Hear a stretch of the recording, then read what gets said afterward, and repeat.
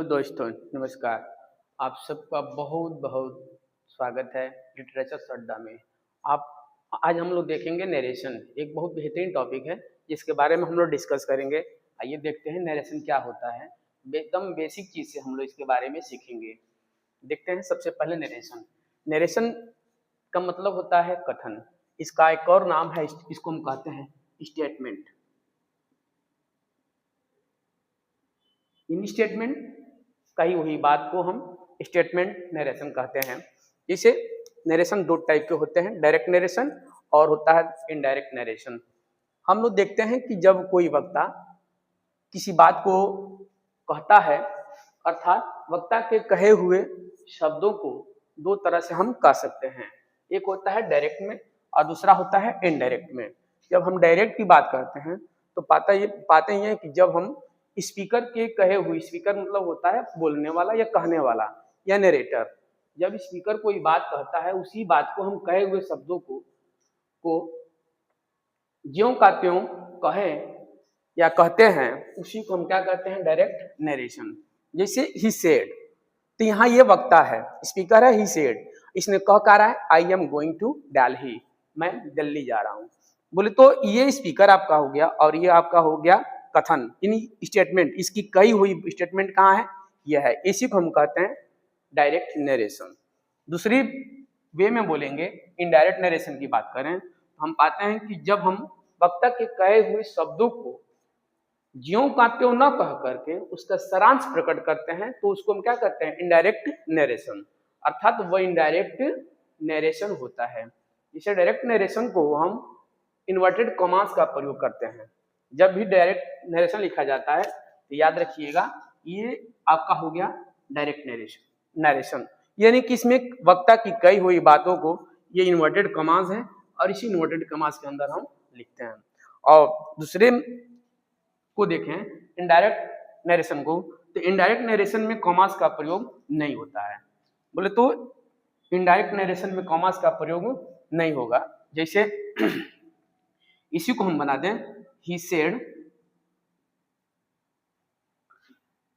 I am going to Delhi, तो ये हमारा डायरेक्ट नरेशन हो गया। जब इसको हम बनाएंगे इनडायरेक्ट में, इसकी कही हुई बात को हम बनाएंगे,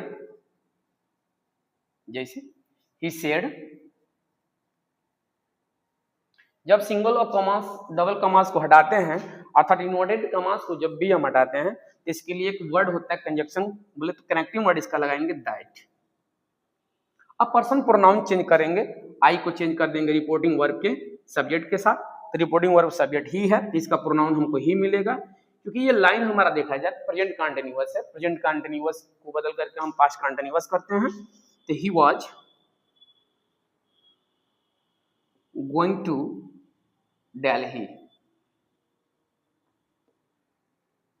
दिल्ली। इस तरीके से ये जो हमारा बन गया, ये वक्ता की कही हुई बात को हम सारांश के रूप में बोल दिए, इसी को हम क्या बोलते हैं, इनडायरेक्ट नरेशन।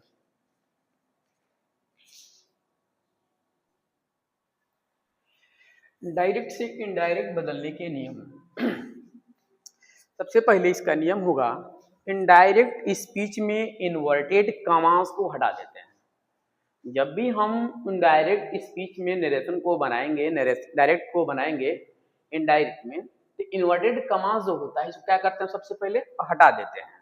और हटाने के बाद नंबर आता है इसका अगला पॉइंट, अगला काम करेंगे, रिपोर्टिंग वर्ब के बाद जो आया हुआ कमा होता है उसको क्या करेंगे, हटा देंगे। अर्थात रिपोर्टिंग वर्ब के बाद कॉमा का प्रयोग नहीं होता है। अगला पॉइंट इसका कहता है, सेगमेंट में आते हैं, रिपोर्टिंग वर्ब का टेंस कभी नहीं बदलता। जो रिपोर्टिंग वर्ब का टेंस होगा, जैसे हम यूं कहें राम सेड, तो ये जो रिपोर्टिंग वर्ब का से जो ये टेंस दिया गया है, यही ये रिपोर्टिंग वर्ब का टेंस, इसमें परिवर्तन नहीं होता है, ये नहीं बदलता है, इसका बदलेंगे नहीं, बल्कि आगे देखेंगे रिपोर्टिंग वर्ब को रिपोर्टेड स्पीच के भाव के अनुसार टोल्ड में, आस्क्ड में, रिक्वेस्टेड में, एडवाइज में या ऑर्डर्ड में बदल लेते हैं। यानी ये हमारा जो पार्ट है सेड, इसी को हम बदल देंगे, इसको चेंज करेंगे। इसके जगह पर हम लिख सकते हैं टोल्ड, लिख सकते हैं। इसके अकॉर्डिंग, अर्थ के सेंटेंस के अकॉर्डिंग हम क्या करेंगे, सेड का स्थान पर टोल्ड भी कर सकते हैं। टोल्ड नहीं आ रहा है तो हम आस्क्ड लगा देंगे, आस्क्ड लिख सकते हैं। इसके बगल में हम चाहें इसके जगह पर तो हम रिक्वेस्टेड लिख सकते हैं। लेकिन सब मिला करके हम ये देखेंगे सेंटेंस का पार्ट कैसा है, सेंटेंस का भाव कैसा है। जिस प्रकार का सेंटेंस होगा उसी प्रकार का हम रिपोर्टिंग वर्ब के स्थान को परिवर्तित करते रहेंगे।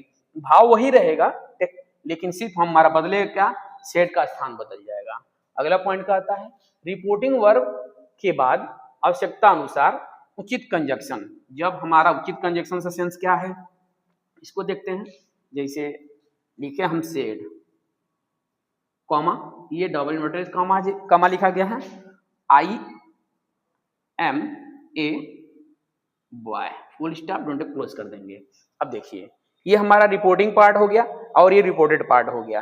रिपोर्टिंग पार्ट का जो स्पीच हमारा सब्जेक्ट वर्ब है इसी को हमारा दिया गया, यहाँ पर ये नहीं बदलता है। जब नहीं बदलेगा, लेकिन अगले पार्ट में लिखे रिपोर्टेड स्पीच, इसके अकॉर्डिंग हम क्या करेंगे, इसको हम बदलेंगे। जैसे इसके जगह पर, सेड के जगह पर हम टोल्ड भी लगा सकते हैं, आस्क्ड भी लगा सकते हैं। लेकिन यहाँ देखने वाली बात एक और है, इसका ऑब्जेक्ट नहीं दिया गया है तो हम सेड का सेड रहने देंगे। जब ऑब्जेक्ट आएगा तब हम सेड के जगह पर हम टोल्ड करेंगे।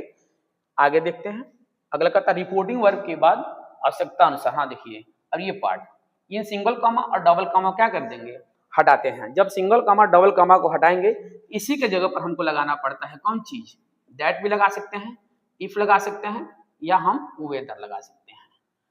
जैसे जैसे आगे हम बढ़ते चलेंगे वैसे वैसे हमारा कॉमास जो हटाते हैं इसका कंजक्शन क्या होगा, बदलेगा।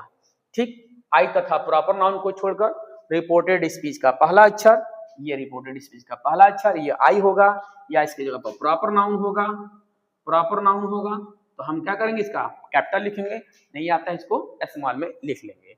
ठीक, अब इसके बाद से देखते हैं अर्थ की दृष्टि से सेंटेंस को हम 5 प्रकार में बांट सकते हैं, अर्थात 5 प्रकारों में इसको क्या किया जाता है, बांटा जाता है।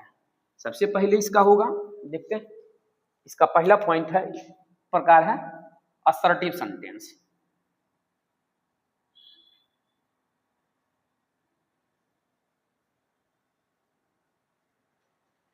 इसका दूसरा पॉइंट है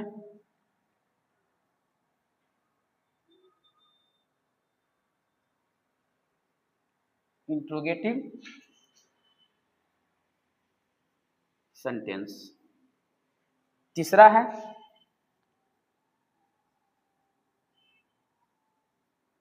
इंपरेटिव सेंटेंस। चौथा है एक्सक्लेमेटरी सेंटेंस।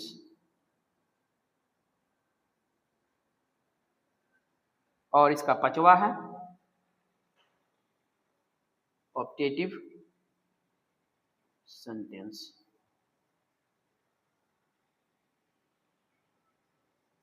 इस तरीके से हम नरेशन के कुल 5 प्रकार को बांट करके, हम सेंटेंस को 5 प्रकार बांट करके पूरे नरेशन को हम एक एक करके पढ़ेंगे। सबसे पहले हमारा जो पार्ट होगा वो होगा असर्टिव सेंटेंस। ठीक, इसी अगले वीडियो में हम लोग असर्टिव सेंटेंस का डिस्कशन करेंगे।